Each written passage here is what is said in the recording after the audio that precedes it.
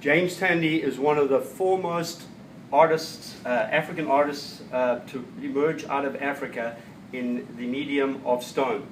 He's one of the greatest stone carvers that ever came out of the continent, and James lives in Zimbabwe, Africa, in the city of Harare, where his studio is actually at the back of my home over there. The medium verdite is a semi-precious stone that is only found in two countries. It's found in Zimbabwe and in South Africa.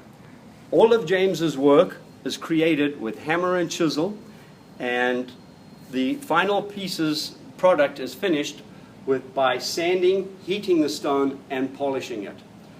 The stone that Tandy uses is predominantly Zimbabwean verdite. We like Zimbabwean verdite because, unlike South African verdite that comes in one color, which is a drabby olive green with yellow speckles in it, the Zimbabwean verdite comes in a variety of different colors, from beautiful greens like this to a more camouflage color stone like this to very dark greens, and sometimes we get even a very golden colored stone. This is a very difficult stone to work with because it's very hard, and found in the stone often are certain byproducts, which are corundum, which is industrial ruby, which you see the pink blemishes in the stone, and also we tend to find a lot of quartz in the stone, which is also very, very hard and difficult to sculpt. Sometimes the quartz in the stones can appear to be like blue veins, white veins, or sometimes white or blue speckles or spots. The thing with verdite that people must remember is it is a semi-precious stone, and because it is semi-precious, it has the natural characteristics of any precious or semi-precious stone in that it has flaws, fissures, cracks, things like that. So sometimes you'll get a verdite stone, it appears like it has a crack in it. That is a natural occurrence in the stone. That is a natural property of the stone that you sometimes find in it. When James Tandi creates his pieces, he creates the image, the subject matter from either photographs or living models. The men and women from Africa, the tribal people that he sculpts, either come from images he has in his mind or photographs that he has taken, and the subject matter of animals comes from photographs that he takes when he goes to the bush. The tusks on the animals are all made of bone. It's either the bone from kudu horns or sometimes the bone of giraffe, which for people who don't know, giraffe has no marrow in it. It's a solid piece of bone itself.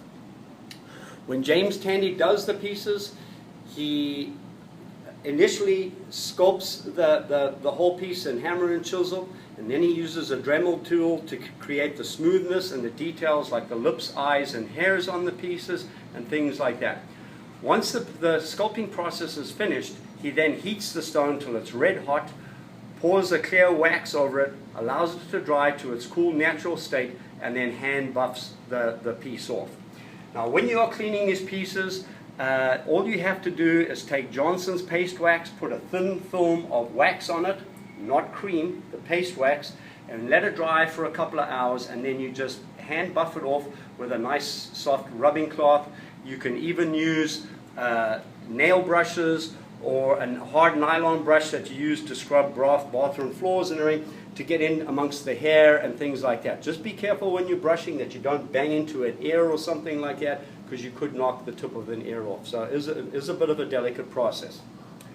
James Tandi has to physically go and choose his stone. It's not like alabaster and marble that those artists can order from quarries and have it cut into blocks and things like that. Verdite is a byproduct of corundum, which is industrial ruby. That is what they mine for. The verdite actually comes out as a byproduct of the corundum. Now, he goes to the mine to choose the stone for 5 reasons. He goes to choose the color, the shape, because the shape dictates what piece he's going to do. He looks for imperfections in the stone, cracks, flaws, and fissures. You'll see that in his video where he uses a punch and hammer to tap the rock to see if there's any flaws in it. He also looks for an imperfection stone, which is a verdite that comes out of the ground and appears to be soft but oxidizes in the air very quickly and becomes very hard. And lastly, he makes sure that he's choosing stone with not too much corundum, the industrial ruby in it, because that requires him to use diamond tip tools to cut the stone. James has been sculpting since the age of 15, where he started working in soapstone and wood, but he loves working in verdite because of the beautiful colors. You never know what color the final piece will be, because only God can dictate the color of the stone. James is married with 3 children. He currently lives in Zimbabwe, and his works are found in museums in the United States, and he's been featured in many magazines, including Wildlife Art News, Sporting Classics, and Safari Magazine, to name a few.